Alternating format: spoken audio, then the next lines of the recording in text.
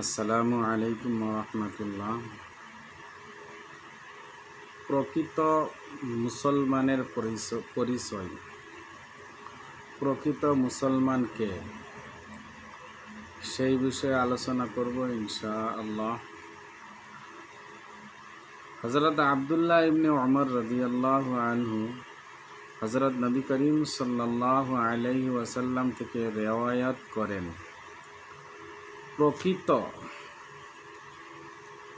প্রকৃত মুসলমান সেই ব্যক্তি যিনি অপর মুসলমানকে নিজের জবান এবং হাতের অন্যায় থেকে রক্ষা করে, অন্যায় কাজ থেকে রক্ষা করে। অর্থাৎ নিজের জবানের দ্বারাতে, নিজের মুখের দ্বারাতে, জবানের দ্বারাতে বা নিজের হাতের দ্বারাতে অপর ব্যক্তিকে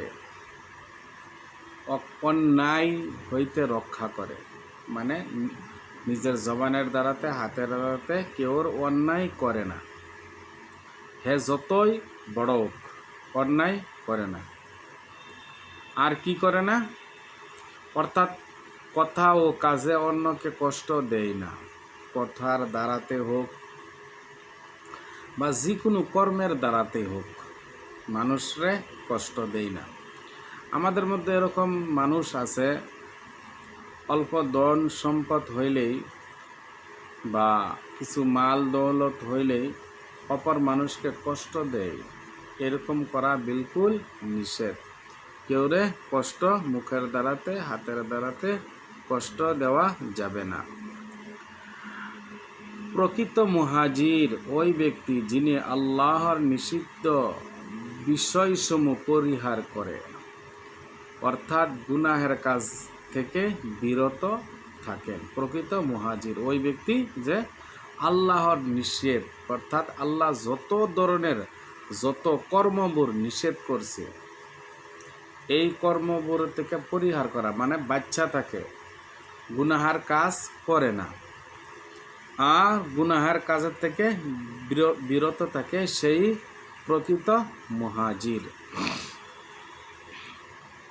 মহতরম দোস্তর বুজুর্গ,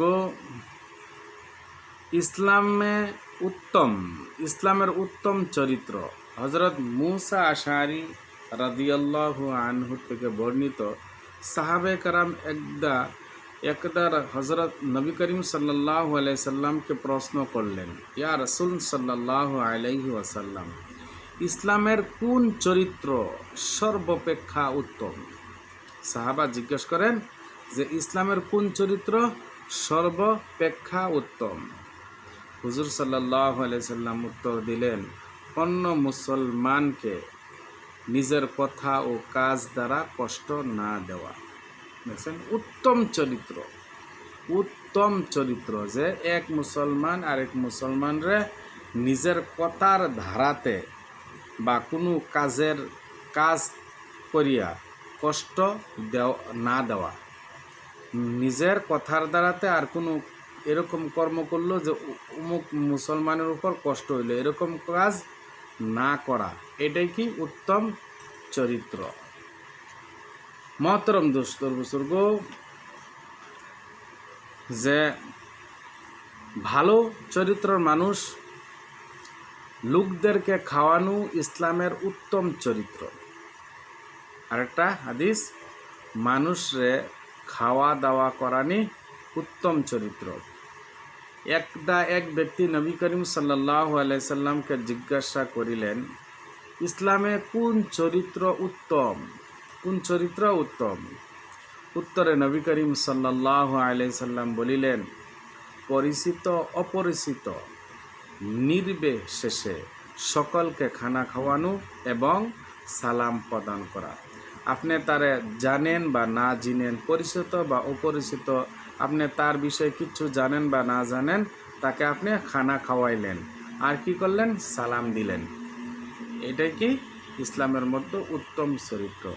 আল্লাহ রাব্বুল আলামিনে আমাদের সবাইকে হাদিসগুলোর উপর ভরপুর আমল করবার জন্য তৌফিক দান করুন।